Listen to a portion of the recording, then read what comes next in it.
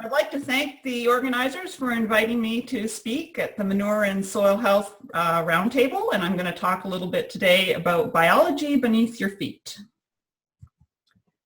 A couple things we're going to cover. We're going to do a little bit on a soil biology primer, looking at some of the organisms that are found in soil and some of the roles that they play, and a little bit about how that relates to the habitat of the soil and then how that influences the functions that these microorganisms carry out.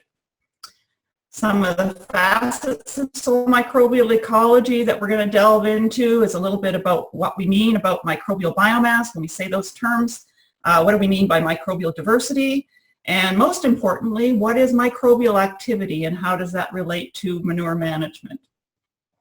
The next thing we're going to talk about is sort of link some of these processes that we're going to go over that are related to microbial functions to how we manage manure, and think of some of the considerations that we need to take into account in order to manage manure more effectively and environmentally sustainably. And then finally, a little bit on conclusions. Okay, first of all, I'd like to just remind you all that soil is alive. There are a high diversity of organisms that are found in soils that range from larger fauna, actually even up to mammals, and down to the level of microorganisms such as bacteria and fungi. And on the left of your screen, there's some pictures of some of the more common organisms that you'll find in soil, ranging from soil mites to columbella, some mushrooms, millipedes, your famous earthworms, and also some fungi and amoeba and a few other organisms there. If you look on the right part of your screen, you'll see sort of a hierarchical tree of organisms as found in soil, ranging from some of the larger organisms such as the insects and spiders and worms and mollusks. And they have around 5,000 different biomass of about 500 numbers in a typical soil handful of soil, and can range anywhere from 100 to 500 different species. Now, if you start moving down, getting to smaller organisms such as protozoa and nematodes, the first thing you notice is the numbers start to go way up. So now we're at about 100,000 different organisms and anywhere from 100 to 500 species. Then if we get down to even the level of bacteria and fungi, we're in the millions to billions and maybe 10,000 different species. And if we look at fungi, which are the really intriguing ones, if you think of what's in that handful of soil, it would be about 50 kilometers or 25 miles worth of this stuff. So there's a high diversity in soil, but they really don't occupy a lot of the volume of soil, as we're going to see in a few minutes. So these microbes are then organized into very complex food webs, and that's what allows soils to carry out all the functions that they do. If you look at the trophic levels that I've listed along the bottom of the screen, we think of primary productivity being sort of the first trophic level, and that's where we have the sun, photosynthesis going on, and plants and other autotrophic organisms that can use the energy from the sun to fix CO2. And that is sort of the start of the process where we get organic matter in the form of plants and other organisms like algae going into soil and growing our crops and things like that. But then they're also contributing to organic matter through plant residue decomposition. And that's where the food webs really start. The decomposers start working on that material. We get other mites and columbella that are coming along and shredding the material, allowing more feeding on the residues by bacteria and fungi. And then we work through there the trophic levels by having some of the predators come along that feed on some of the other organisms that are breaking down the organic matter, and so on and so forth. So soil is comprised of a very complex organization of organisms. And what's really controlling the way this food web operates is the soil habitat. And if you think of the soil habitat as this physical matrix, it's made up of building blocks that's controlled by texture and how the sand, silt, and clay particles plus organic matter come together to form soil aggregates. That then determines what we call habitable pore space. and that's where the organisms actually hang out. And the size of those pores is going to determine how different microorganisms move around in soil, and also where those soil organisms like to hang out in different pore sizes. It also will determine the infiltration and movement of water in the soil and how air diffuses in and out of the soil. So it makes a nice matrix for the organisms to carry out the functions that they're able to do. There's also a lot of spatial and temporal dynamics on in soil. Things are not static. Even over winter time, they're not static.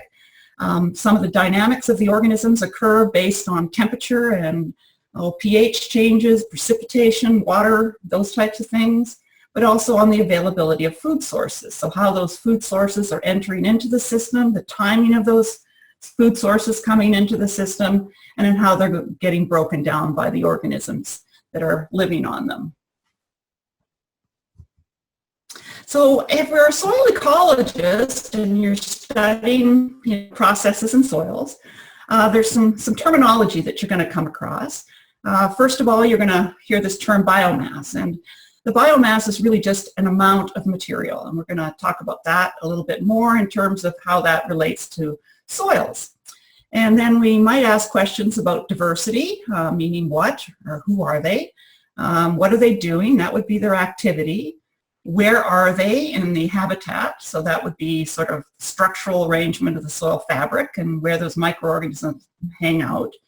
Processes, that's what are they doing, and that's primarily what we're interested in because we want to know what the organisms are doing in terms of breaking down soil organic matter, incorporating residues into the soil, making nitrogen and minerals more available for plant uptake, and other processes. Mechanisms and controls, that's what us scientists like to study. We want to know how they're doing things and what regulates it. So what is microbial biomass? Well, it's really just a black box. We're not really saying who it is, we're just saying an amount, okay? So we're looking at the living part of the soil organic matter. We usually don't include the plant roots, and we exclude larger fauna and animals from that. So we're primarily focused on the mesofauna, which are the protozoa and nematodes, and then the microorganisms such as the bacteria and fungi. If we look at it on a mass basis, that little bit of aggregates that's in my hand there, that would be less than 1% of the soil mass would contain living organisms. It's highly correlated with soil organic matter and clay content. So the higher your soil organic matter content, the more clay you have in your system, you tend to have a higher overall microbial biomass. And that's because of the role that those two properties, soil organic matter and clay, promote stable aggregation and therefore habitat of the organisms. Most of the microbes that we have in soil are tucked away inside of these stable aggregates, and that's going to lead to their resilience in the system. So it's very hard to kill the microorganisms in your soil. They're very protected. Soil structure, that's the arrangement of those particles and aggregates in soil. It's going to actually regulate the food web, so how different organisms access lower level or higher level organisms in the complex food web and lead to turnover or grazing on different groups of organisms. We also have microbial hotspots, and that's where you would find locations that are enriched in microorganisms because of bioavailable carbon or food sources, and that would be near root surfaces and in the rhizosphere and decomposing residues, and also obviously manure would be an important component of that. What's microbial diversity? That's really who they are, okay? So if we think of individuals, and we can classify individuals into different groups, that's what we mean when we talk about diversity. So how many different individuals do we have that fall into a particular group?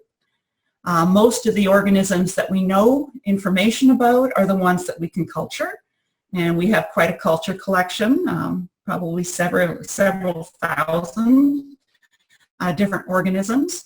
But unculturable microbes are the ones that we don't know a lot about. Those are the ones that we haven't figured out a way to get them out into culture medium to study them further. So to look at those organisms, we've really have been relying on molecular techniques such as DNA and RNA to give us some indications of the nature of these different organisms and some of the processes that they might be carrying out in our soils. Microbial activity, that's just a rate. So when we talk about microbial biomass, we see amount. When we talk about microbial activity, we mean a rate of a process. And a classic one would be respiration. So O2 consumption by the soil or the liberation of CO2 would be a good indication of a rate. It's not constant. It's going to vary seasonally, daily, hourly, and even by the minute. And it's going to vary spatially in soils. We have microbes that span a whole gamut of levels of activity, from literally being dead to very high activity, and those would be ones that would be consuming, sugars and stuff in the rhizosphere and growing and reproducing in that region. So biomass does not equal activity. You can have soils with very high microbial biomass, such as forest litter layer. But the conditions in that forest litter layer, maybe the pH or not a lot of water availability, can actually make the amount of respiration be quite low. So the activity isn't high, but the biomass is high. So the activity is largely a function of conditions, the temperature, the pH, moisture conditions, things like that, and the presence of bioavailable substrates, so food for them to eat. So microbial activity is related to, obviously, microbial processes. And microbes are really out to do one of three things. They're going to be searching for carbon, energy, and reducing power. And those things allow them to consume substrates and grow and reproduce. But that's going to be regulated by those environmental factors I mentioned, such as pH, temperature, aeration, and about this habitat, this structure of the soil that's going to allow the interconnectedness of the soil food web. And so it's going to be very location specific, both temporally and spatially. Some of the microbial processes you might be familiar with would be obviously things like plant residue decomposition, nutrient cycling, particularly nitrogen and phosphorus and sulfur, carbon being liberated back to the atmosphere as CO2.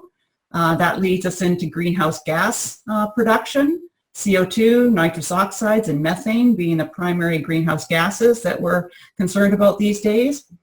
Microbes are also involved in building aggregation in soils by the production of polysaccharides, or what we call microbial glues, and also by fungal hyphae, which are long filamentous-like structures that then can bind soil particles together to make aggregates. Some of the other processes are related to beneficial plant-microbe interactions, such as nitrogen fixation and, say, mycorrhizal uptake of phosphate. Also, production of growth hormones by microbes that are going to influence plant growth. And finally, we have pathogenesis, which is a microbial process that we don't want in most cases. So microbial activity is really just a matter of scale. I'm showing on the left of the screen a sort of a landscape picture measuring CO2 flux in a couple different ways, using one, a large-scale eddy covariance flux tower, or inserting this little greenhouse gas chamber right on the soil surface to measure fluxes of CO2. So what we're actually measuring here is respiration. And so if we go down below the soil surface, we start to see that roots would be respiring, but all those microorganisms and fauna and other higher level organisms are going to be respiring also. And they're in the soil, and they're going to be in aggregates. And then if we go down even to a lower scale, they're going to be tucked away as those little bacterial cells in the far corner are showing in this matrix of soil. So they're being protected, but they're still respiring in this protected pore space. So one of the key things as a microbial process is residue decomposition. And so if we look at that nice little cornfield there, we've got lots of cornstalk residue, prior year's cornstalk residue. We have another example showing some residue contained within some aggregates. That's in the palm of the hand there. I'm showing some freshly deposited animal dung, and then a highlighted picture that's gone down to look at wheat straw and how it's being colonized by fungal hyphae. So going from a larger scale in the field down all the way to the microscopic scale where the microbes are actually colonizing the residue material. So when microbes degrade plant residues, what they're doing is they're oxidizing the carbon, the macromolecules within that residue, and they're building what we call new microbial carbon. They're growing on it, in essence. And so during that time that we're losing plant carbon, if you look at the graph on the right, you're going to see a decrease in plant cell carbon and an increase in new microbial carbon. And at the same time, you're going to see CO2 being liberated to the atmosphere. That has to happen just because of the way microorganisms carry out their physiology. They're going to respire. So when that all occurs, you're going to have this change in the composition of the plant residues as they're being degraded. The easy soluble substrates are going to get used up quickly. Sugars, amino acids, some proteins, starches, oils, those things are used up relatively quickly. And then the more structural components such as cellulose and lignin and hemicellulose, they're going to accumulate over time. When that happens, you're going to immobilize those plant available nutrients that you really want, such as nitrogen, sulfur, and phosphorus. They're going to go into the microbial biomass because they're a much better sink, or they're more efficient at taking up these nutrients than the plant, say, is. Then over time, grazers will come along, those complex food web interactions, protozoa, nematodes, they're going to consume those microorganisms, and that's going to allow us to mineralize the nitrogen, sulfur, and phosphorus, and then that could be taken up by plants, or under not other good circumstances, maybe be liberated as a greenhouse gas, or unfortunately maybe get leached as nitrates or phosphates as in runoff. So the whole process of plant residue decomposition leads to building up of soil organic matter and formation of these nice stable aggregates, which helps protect our microorganisms in the soil. So what we want to see over time is an increase in microbial biomass. We're going to see increases in fungal biomass, some shifts in species composition as decomposition occurs, greater enzyme potential activity, and that's going to help us break down more of the residue and other components in the soil to help liberate some of those nutrients that then can cycle back into the plant systems. So our goal is to produce these nice, sustainable agroecosystems. And I've shown a few here from your corn cropping system or maize cropping system over to some nice wetland, pictures of some stream in a wetland, grazing on forage grasses, and then maybe a diverse forest would all be goals of this decomposition cycle by microorganisms to preserve stability in an ecosystem. So what's the relevant to manure management?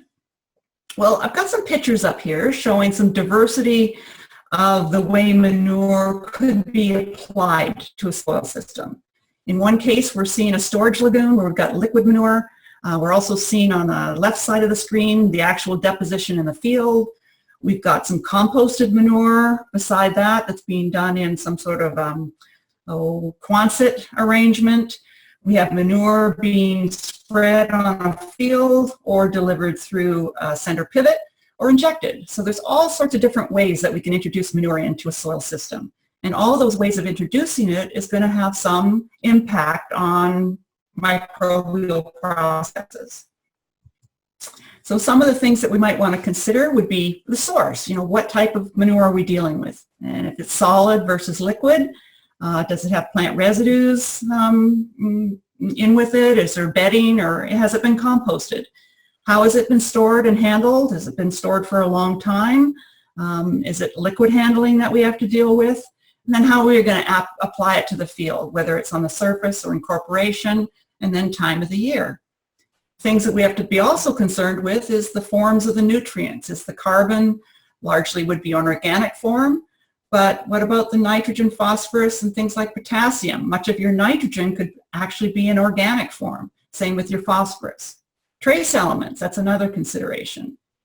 Finally, there's things like chemistry. Is there issues with pH, too high a salt content, leading to electrical conductivities being quite high? Are there antibiotics or pathogens in the manure? Those are other questions to ask. And finally, the biology. How much do we have in terms of beneficial organisms versus pathogenic organisms? And we are applying these to the land surface.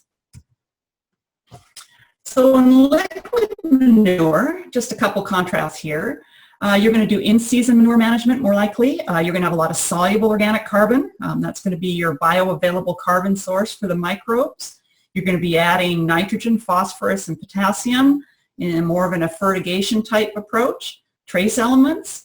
You could be altering microbes that are present on the plant surfaces because you're maybe aerially applying this liquid manure. And that could have some plant growth stimulation going on to the plant, and it may even induce resistance to pathogens. So that's some considerations. For solid manure, usually it's off-season management, so sometime before the cropping system. You're going to have a lot of insoluble, high residue carbon, lignin and cellulose. You're going to have organically bound nitrogen, phosphorus, and sulfur largely. And you're going to have to go through decomposition cycles in order to liberate the nutrients that are bound up in that manure. Great for soil structure building, and it can have rhizosphere effects if it's incorporated into the soil. So what's our overall goal? Well, we really want our manure and our microbes to produce healthy soil and healthy plants. And so with that, I think I'd like to end.